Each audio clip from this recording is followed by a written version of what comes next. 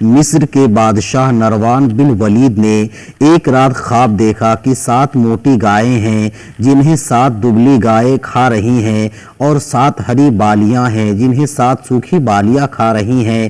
بادشاہ کو اس خواب سے بڑا تعجب ہوا اور پریشانی ہوئی، اور بڑے بڑے ساحروں اور جادوگروں سے اس خواب کی تعبیر پوچھی، مگر کوئی بھی اس خواب کی تعبیر بیان نہ کر سکا۔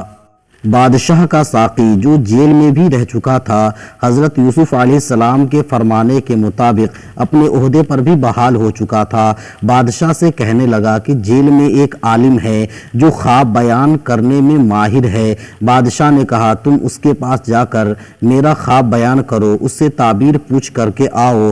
چنانچہ وہ ساقی جیل میں حضرت یوسف علیہ السلام کے پاس آیا۔ حضرت یوسف علیہ السلام سے عرض کرنے لگا کہ اے یوسف، ہمارے بادشاہ نے یہ خواب دیکھا ہے، اس کی تعبیر کیا ہے؟ آپ نے فرمایا کہ اس کی تعبیر یہ ہے کہ تم 7 برس تک لگاتار کھیتی کرو گے اور خوب غلہ اگاؤ گے۔ 7 موٹی گائیں اور 7 ہری بالیاں اسی کا اشارہ کرتی ہیں۔ پھر اس کے بعد 7 برس بڑے سخت اور قحط کے آئیں گے۔ ان سالوں میں تم پہلے 7 سالوں کا جمع کیا ہوا غلہ اور اناج کھاؤ گے۔ 7 دبلی گائیں اور خشک بالیوں کا اشارہ اسی طرف ہے۔ پھر اس کے بعد 1 برس ایسا آئے گا جس میں خوشحالی کا دور دورہ ہوگا، اور زمین خوب اناج اگائے گی اور پیڑ پودے خوب پھل دیں گے۔ ساقی نے یہ تعبیر جب بادشاہ کو سنائی تو بادشاہ اس تعبیر کو سن کر مطمئن ہو گیا اور جان گیا کہ تعبیر یہی ہو سکتی ہے۔ اس کو شوق پیدا ہوا کہ یہ تعبیر یوسف علیہ السلام کی اپنی زبانی وہ سن لے، اس لیے اس نے حضرت یوسف علیہ السلام کو بلا بھیجا۔ چنانچہ حضرت یوسف علیہ السلام کے پاس قاصد آیا۔ اس نے کہا کہ بادشاہ آپ کو بلاتا ہے، تو آپ نے اس قاصد سے فرمایا پہلے تم اپنے بادشاہ کو جا کر میرا پیام دو کہ میرے معاملے میں خوب تحقیق کرے اور دیکھ لے کہ مجھے بلا وجہ ہی جیل بھیج دیا گیا ہے۔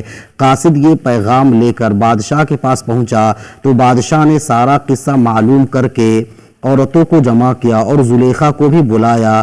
ان سب سے یوسف علیہ السلام کے متعلق پوچھا تو سب نے متفقہ طور پہ کہا کہ ہم نے یوسف علیہ السلام میں کوئی برائی نہیں پائی، اور زلیخا کو بھی کہنا پڑا کہ اصل بات کھل کر آ گئی کہ حضرت یوسف علیہ السلام اپنی جگہ پہ سچے ہیں، اور وہ بالکل سچے بھی تھے۔ اس کے بعد بادشاہ کے حکم سے حضرت یوسف علیہ السلام کو بہت عزت اور احترام کے ساتھ جیل سے نکال دیا گیا، اور آپ علیہ السلام گویا 20 سال یا اس سے بھی زیادہ سال جیل میں رہنے کے بعد باہر نکلے، اور اللہ تبارک و تعالیٰ کے فضل و کرم سے اور اس خواب کی تعبیر کرنے کی برکت سے آپ جیل سے رہا ہونے کے بعد مصر کے بادشاہ بھی بن گئے، اور اگر اللہ چاہ لے تو ایک ادنا غلام کو بھی بادشاہ بنا سکتا ہے۔